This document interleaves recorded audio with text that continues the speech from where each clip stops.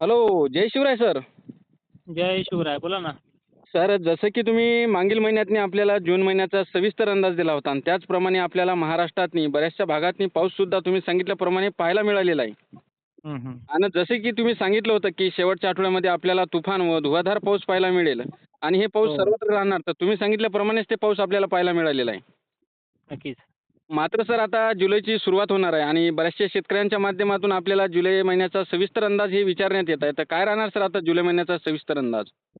सध्या महाराष्ट्रामध्ये अनेक ठिकाणी वाऱ्याचा जोर वाढलेला आहे आणि त्यात वाऱ्याच्या जोरामुळे अनेक शेतकरी चिंतेत पण चाललाय. हो, ही चिंता करण्यासारखी परिस्थिती नाहीये. कारण बरोबर. की अनेक भागांमध्ये जरी पाऊस नसला तरी जवळपास 80 ते 90% भाग असा अनेक जिल्ह्यांचे आहेत. हां, हां. विशेष करून विदर्भ असेल, मराठवाड्यातले असतील, हे पूर्ण झालेले आहेत. हो, प्रत्येक तालुक्यामध्ये 40-43 गाव आहेत. एकंदरीत 200 गावापैकी 20-25 गावांचा समावेश असा आहे की ते झालेलं नाहीये. बरोबर सर. पण ह्या 24 तासामध्ये म्हणजे 1 जुलैपासून खरं तर त्याची रिझल्ट जो आहे ती संध्याकाळीच विदर्भाला, खानदेशला आणि पश्चिम महाराष्ट्राला पाहायला मिळेल. हो. पण 1 जुलैपासून उद्यापासून झडीमध्ये सुरुवात होते आहे. हां, हां, हां. पहिल्या दिवशीची झड जी आहे ती दमदार ते झड जशी झडग्यासारखा पाऊस असतो त्या पद्धतीने राहणार आहे हो. आणि 2 जुलैपासून झडीमध्ये पुन्हा वाढ होणार आहे.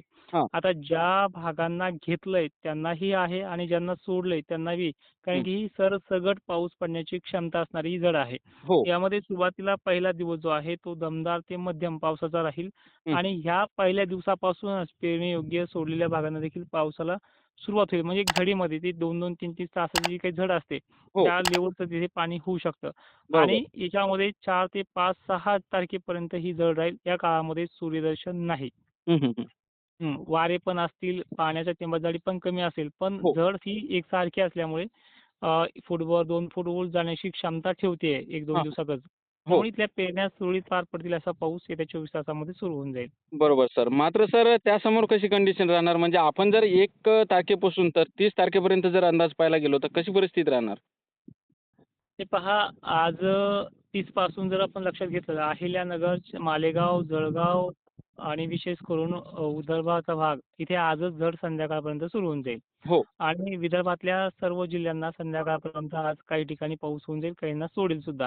हां, हां, पण हां. उद्यापासून 1 जुलै ते जवळपास 6 ते 7 जुलैपर्यंत जी झड राहणार आहे, ती एकंदरीत मराठवाडा, विदर्भ आणि पश्चिम महाराष्ट्र, खानदेश हो. या सगळ्या जिल्ह्यांमध्ये असणार आहे.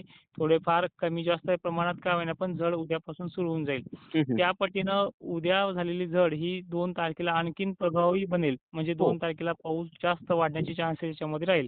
हां. झडीचं प्रमाण जोरदार सटकारी ते मध्यम सटकारी अशा प्रकारचे सर्व जिल्ह्यामध्ये आता त्याच्यामध्ये स्पेशल जिल्ह्यांची नाव घ्यायची गरज पडणार नाहीये. नाही. त्या बरोबर. पद्धतीनं ह्या झडीचं प्रमाण 5 तारखेपर्यंत तर कंटिन्यू आहेच आहे. हं. पण पाऊस महाराष्ट्रामध्ये 8-9 तारखेपर्यंत टिकून आहे.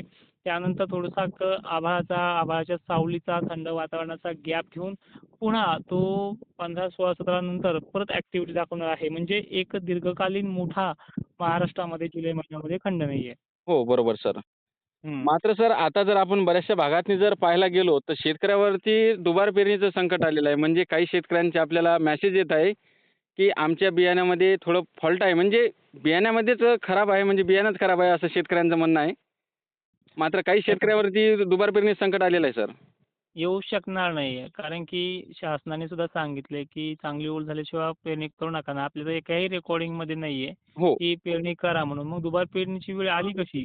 जर बरोबर. तुम्ही घाई गडबड कराल, तर तो आपला स्वतःचा दोष समजून ते नुकसान करण्याची क्षमता ठेवा. हो, हो. कारण की चांगलं कोरडं रान असलं, तर ती धुरळ पेरणीच्या तारखेला जर कोणी दिल्या असतील, तर ती एक सक्सेसफुली पाऊस पडल्यानंतर होऊ शकतं. आणि बरोबर. जर आपल्या माध्यमातून एकालाही पेरणीचा सल्ला दिला नाही, तर धुरळ पेरणीचा हा विषयच येत नाही. आपलं सरळ-सरळ दुबार पेरणीचा विषय येत नाहीये. बरोबर. अनेक महाराष्ट्रामध्ये काही ठिकाणी अति पाऊस झाल्यामुळेही दुबार पेरणीची वेळ येऊ शकते. त्यामुळेही सुद्धा तो आपण सल्ला दिला नाही आणि काही ठिकाणी पाऊस कमी आहे. हो, तर त्यामुळे पेरणीच तर कमी पावसावर कोणी करूच नाही. आता काय होतंय पेरण्या लांबल्यामुळे शेतकरी घाई गडबड करतोय आणि लागवड करतोय. पाऊस काही-काही ठिकाणी सलग 4 ते 5 दिवसापासून सोडतोय आणि काही ठिकाणी मुद्दामून घेतोय. अशी 2 परिस्थिती आहे. त्यामुळे पेरणीचा सल्ला आजही कुणालाच दिलेला नाही. चांगली जर ओल झाल्याशिवाय पेरणी करू नका. जर बरोबर. चांगली 2 फूट, 3 फूट ओल झाली असेल, तर बिनधास्त करा. काही अडचण येणार नाही. कारण की सापका-शिपका पाऊस हा त्या काळामध्ये पडत राहील. आणि बरोबर. दुबार पेरणीचं संकट येईपर्यंत घाई गडबड कोणीही करू नका, हे आवर्जून सांगण्याचा प्रयत्न करतोय. हो. मात्र सर आपण जे आपलं जे मॉडेल आहे आपण त्याच्यामध्ये जर बघितलं तर आपल्याला एक चक्राकार स्थिती दिसत आहे आणि ते भूमेश्वरच्या दरम्यान येत आहे. तर त्याचा काय राहणार सर महाराष्ट्रावरती परिणाम? रिॲलिटी सांगायचं म्हणलं तर मान्सूनचे वारे आज बळकट झालेत. ज्यामुळे गरमीची लेव्हल खालावली. हो, ढगं एकत्र येण्यासाठी अडथळे निर्माण होईलेत. पण हेच मान्सूनचे वारे त्या 24 तासामध्ये झडीचं वातावरण तयार करणार आहे. म्हणजे अवकाळी पद्धतीनं पडलेला कालपर्यंत पाऊस आज ज्या ठिकाणी भलताच पडायचा आणि काही ठिकाणी मुद्दाम सोडायचा. जी काही हो, प्रणाली होती ती आता उद्यापासून संपते आणि एक ॲक्टिव्हिटी प्रणाली म्हणजे जी पावसाला एक समान त्या ठिकाणीही तितकाच आणि सोडलेल्या भागांनाही तितकाच. अशा स्वरूपाचा पाऊस जो आहे तो उद्यापासून 1 जुलैपासून स्टार्ट होतोय. तर काही भागांना, पश्चिमी भागांना, खानदेशी भागांना तो आज संध्याकाळपासून स्टार्ट होतोय. हो, पण आज 30 तारखेला आणि उद्याच्या 1 जुलैला जो स्टार्टअप होईल तो सुरुवात दमदार आणि मध्यम असेल आणि 2 जुलैपासून त्यामध्ये वाढ होऊन जाईल. हो. मात्र सर एकदा शेतकऱ्यांना कोणकोणते जिल्हे राहणार त्याबद्दल सविस्तर सांगा सर? चालेल. आज 30 जूनला अहिल्यानगरमध्ये कोणत्याही क्षणी दमदार पावसाला सुरुवात होईल दुपारनंतर. मालेगाव, नाशिक क्षेत्र, पुणे परिसर, मुंबई कोकण किनारपट्टी या भागातही कोणत्याही क्षणी हलक्या पावसाला सुरुवात होईल. त्याचबरोबर जालना, बुलढाणा जिल्हा, नागपूरपर्यंतचा एरिया, वाशिम जिल्हा इथे 3 ते 4 वाजेपर्यंत काही ठिकाणी संध्याकाळपर्यंत सुरुवात होईल. बीडमध्ये, लातूरमध्ये, नांदेड, परभणीमध्ये तसेच धाराशिव पट्ट्यापर्यंत सोलापूरमध्ये हलक्या ते मध्यम पावसाला कोणत्याही क्षणी सुरुवात होऊन जाईल. बरोबर. मात्र सर एक महत्त्वाचा प्रश्न आहे माझा. म्हणजे हं. आपल्याला जुलैमध्ये ढगफुटी दृश्य किंवा अतिवृष्टी हे पाहायला मिळेल का? सध्या सांगणं स्पष्ट नाहीये, कारण की जे प्रणाली झाली आतापर्यंत, जे पाऊस झाले ते ढगफुटी सदृश अनेक भागांमध्ये झालेत. हो. आणि जुलैचा जो रेकॉर्ड आहे तो टेम्परेचरवरती अवलंबून असेल.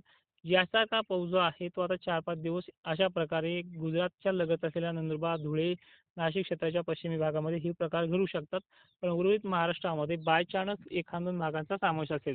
बाकी बरोबर. सगळीकडे सरसकट झडीसारखा हा 5-6 दिवस पावसाची प्रणाली विकसित होणार आहे. हो. मात्र सर शेतकऱ्यांना काही सल्ला वगैरे राहणार का तुमच्या माध्यमातून?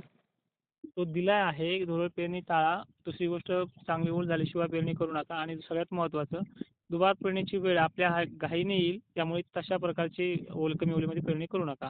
हो. नक्कीच सर तुम्ही शेतकऱ्यांना एक महत्त्वपूर्ण आणि डिटेलमध्ये माहिती दिल्याबद्दल धन्यवाद सर. नक्कीच.